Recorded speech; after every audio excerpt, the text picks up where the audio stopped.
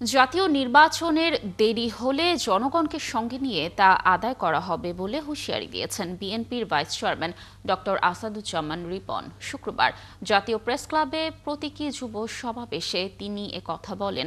এ সময় বিএনপির বিরুদ্ধে জনগণকে ভুল বোঝানো হচ্ছে বলে দাবি করেছেন বিএনপির vice chairman doctor Asaduzzaman Ripon. Asaduzzaman Ripon বলেন, সংস্কারের উদ্যোক্তা বিএনপি হাসিনাকে অবৈধ ও অনির্বাচিত ঘোষণা করে লড়াই সংগ্রামে তার দলই রাজপথে ছিল। নির্বাচন নিয়ে সরকারের ভেতর থেকে কেউ ষড়যন্ত্র করলে বিএনপি জনগণকে সাথে নিয়ে প্রতিহত করবে বলেও মন্তব্য করেন তিনি।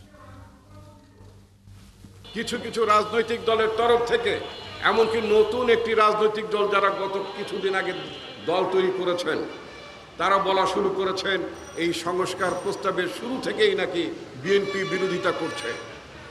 ভাবখানা হচ্ছে এমন যে বিএনপি সংস্কার পছন্দ করে না। তোমাদের জন্মের আগে সংস্কার শব্দটি বাংলাদেশে জাতীয়তাবাদী দল বাংলাদেশের মানুষের কাছে উত্থাপন করেছে।